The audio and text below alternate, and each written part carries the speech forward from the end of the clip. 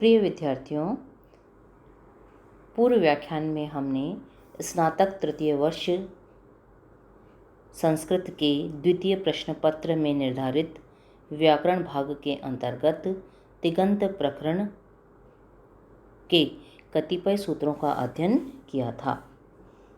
उन्हीं सूत्रों के आधार पर आज हम भू धातु परस्मै पद भू धातु के लट लकार के पदों की रूप सिद्धि से अपना अध्ययन प्रारंभ करते हैं। देखिए, तिङन्त प्रकरण। जिस प्रकार द्वितीय वर्ष में आपने राम, रमा, ज्ञान आदि पदों को सिद्ध करने के लिए सुप प्रत्यय कंठस्थ किए थे, जो थे आपके सु, औ, जस, अम, औठ, शस, टा, भ्याम, भिस आदि। किसी भी पद को सिद्ध करने के लिए इन प्रत्ययों को क्रमशः प्रयोग में लिया जाता था। उसी प्रकार से तिङन्त प्रकरण के अंतर्गत किसी भी पद की धातु रूप की सिद्धि करने के लिए 9 परस्मै पद प्रत्ययों को और 9 आत्मनेपद पद प्रत्ययों को कंठस्थ करना होगा। जिस प्रकार वहाँ शब्द से परे सु, औ, जस आदि प्रत्यय लगते थे, उसी प्रकार से यहाँ धातु से परे तिप, तस, जी आदि प्रत्यय 18 जो प्रत्यय आपके वो क्रमानुसार लगेंगे। अब देखिए, इनको कंठस्थ करने के लिए प्रथम पुरुष, मध्यम पुरुष, उत्तम पुरुष तीनों वचन हैं आपके, तीनों पुरुष हैं आपके और तीनों वचन हैं एक वचन, द्विवचन और बहुवचन। इनको एक क्रम से याद करिए। प्रथम पुरुष एक वचन में तिप, द्विवचन में तस, बहुवचन में झी। मध्यम पुरुष एक वचन में सिप, द्विवचन में थस और बहुवचन में थ। उत्तम पुरुष एक वचन में मिप प्रत्यय, द्विवचन में वस प्रत्यय और बहुवचन में मस प्रत्यय होगा। इन्हें कंठस्थ कर लीजिएगा आप। अगर आपको उत्तम पुरुष का एक वचन बनाना है किसी भी धातु का, तो धातु से परे आप मिप प्रत्यय लाएंगे। बहुवचन बनाना है उत्तम पुरुष का तो मस प्रत्यय लाएंगे। प्रथम पुरुष का बहुवचन बनाना है तो धातु से परे झी प्रत्यय ले आएंगे। ये क्रमानुसार आपके चलते जाएंगे। इन्हें कंठस्थ करना अनिवार्य है आपके लिए। अब आइए आप भू धातु से शुरू करते हैं। हम परस्मै पद है ये आपकी परस्मै पद।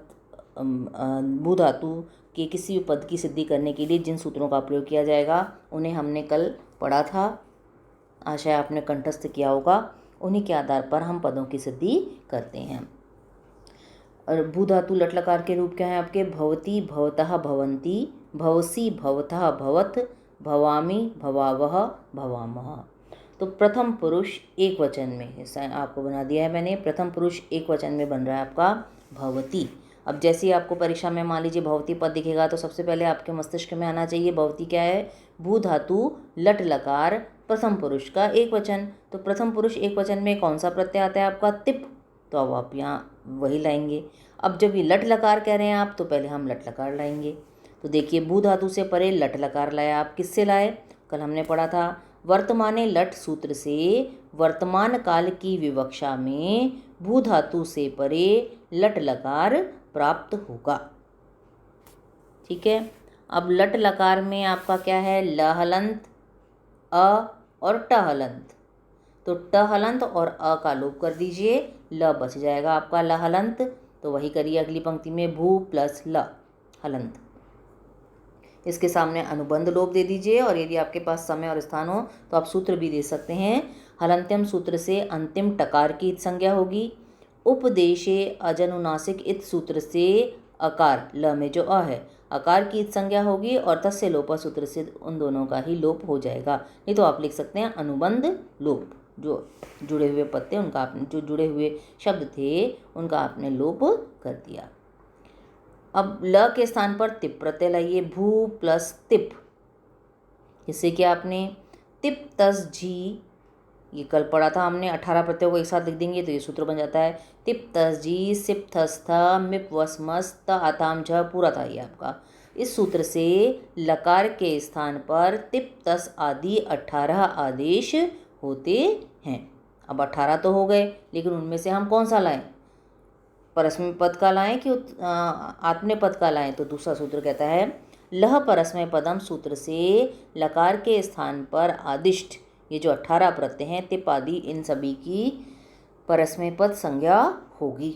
अब परस्मय पद संज्ञा भी कर दिया आपने, पर कौन सा लाएं? तो अगला प्रथम पुरुष एक वचन का लाएं हम, तिप लाएं, सिप लाएं या मिप लाएं, कुछ समझ में नहीं आता तो ये अगला सूत्र कहता है शेषात कर्तरी परस्मय पदम सूत्र से आत्मनेपद के कारणों से रहित भू धातु से परे कर्ता अर्थ में परस्मय पद में प्रथम पुरुष एक वचन में कौन सा प्रत्यय प्राप्त हुआ?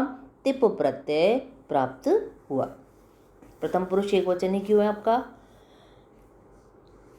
क्योंकि आपको पता है कि भवती क्या है? प्रथम पुरुष का एक वचन है। तो तिप ले आया आप। तिप में से ती बचा, प की हलंत्यम सिद्ध संज्ञा और तस्य लोप से लोप कर दीजिए अथवा अनुबंध लोप लिख दीजिए आप यहाँ पर। अब अगली पंक्ति में शप का आगम करिए, भू शप प्लस ती। शप कैसे लाए आप? हमने कल सूत्र पढ़े थे, तिंग शित सार्वधातुकम सूत्र से तिप प्रत्यय की सार्वधातुक संज्ञा होगी और कर्तरी शप सूत्र से कर्तृवाचक सार्वधातुक तिप परे होने के कारण भू धातु से परे शप का आगम होगा। पढ़ा था कल आपने, तिंग और शित की सार्वधातुक संज्ञा होती है। तिंग यानी सारे आपके प्रत्यय हो गए तिप से लेकर महेर तक 18 प्रत्यय, वो तिंग हो गए, उन सबकी सार्वधातुक संज्ञा होगी। प्लस शित जहाँ शकार की संज्ञा कर रहे हैं आप, उनकी भी ऐसे शब्दों की भी पद वो होती है आपकी सार्वधातुक संज्ञा होती है। ठीक है, तो तिप की सार्वधातुक संज्ञा थी और तिप प्रत्यय परे होने के सार्वधातुक तिप प्रत्यय परे होने के कारण भू धातु से परे आपने क्या करा? शप का आगम कर दिया। क्लियर है यहाँ तक? अब अगली पंक्ति में शप में क्या क्या है देखिए आपका, श हलंत अ और प हलंत। तो श हलंत आदि में है आपका और प अंत में है, इन दोनों का लोप कर दीजिए तो केवल बच गया आपका अ। किससे किया आपने? या तो अनुबंध लोप लिख दीजिए और अथवा सूत्र लिखना चाहें तो आप यहाँ लिख सकते हैं। लशक्व तद्धिते सूत्र से प्रत्यय के आदि में स्थित शकार की संज्ञा होगी, हलंत्यम सूत्र से अंतिम पकार की संज्ञा होगी और तस्य लोपः सूत्र से दोनों का लोप हो जाएगा। तो अ बच गया आपका भू अ प्लस ती। अब देखिए भू में क्या है आपका? भ और ऊकार। अब इस ऊ के स्थान पर गुण ओ कर दीजिए आप। ये भी सूत्र हमने कल पढ़ा था। सार्वधातुक आर्धातुकयो सूत्र से सार्वधातुक प्रत्यय परे होने के कारण इगंत ई ऊ री जिसके अंत में है तो हमारा ऊ है अंत में, तो इगंत अंग भू के अंतिम ऊकार के स्थान पर गुण ओकार आदेश होगा। गुण क्रम से होते हैं आपके, ई के स्थान पर ए, ऊ के स्थान पर ओ, तो गुण ओकार आदेश आपने यहाँ पर कर दिया है ना। वापस देखिए, सार्वधातुक आर्धातुकयो, सार्वधातुक अथवा आर्धातुक प्रत्यय यदि सामने विद्यमान है तो इगंत अंग के अंत्य स्वर के स्थान पर आप गुण आदेश कर देते हैं। तो सार्वधातुक है यहाँ पर, तो आर्धातुक तो है नहीं आपका, तो सार्वधातुक प्रत्यय परे होने के कारण आपने क्या किया? इगंत अंग भू के अंतिम ऊकार के स्थान पर गुण ओकार आदेश कर दिया आपने। अब अगली पंक्ति में गुण जो ओ किया है इसके स्थान पर अव आदेश कर दीजिए। ये फर्स्ट टाइम में सूत्र पढ़ा था आपने, तो आपका क्या हुआ? भ हलंत रह गया, ओ के स्थान पर अ व हलंत कर दिया आपने, शप का अ बचा हुआ है, ऐसा कैसा रहने दीजिए, प्लस ती प्रत्यय है। किससे किया अव आदेश? ओ के स्थान पर एचो अयवायावह सूत्र से अकार अर्थात स्वर परे होने के कारण, स्वर परे होगा तभी ये सूत्र लगता है, परे होने के कारण ओकार के स्थान पर क्रमशः अव आदेश होगा। क्रमशः क्यों बोल रहे हैं हम? क्योंकि ये सूत्र कहता है एच के स्थान पर आप क्रम से अय अव आय और आव आदेश करिए। तो हमने एच में क्या आते हैं? ए ओ ऐ औ, ए के स्थान पर अय आदेश, ओ के स्थान पर अव आदेश, ऐ के स्थान पर आय आदेश और औ के स्थान पर आव आदेश होता है। तो क्रम से हमने क्या किया? ओकार के स्थान पर अव आदेश कर दिया। अब इनको मिलाइए आप आपस में सबको। भ में अ मिल गया, व हलंत में शप का अ मिल गया और ती है ही, तो बन गया आपका भवती। उसके सामने लिख दीजिए इति सिद्धम।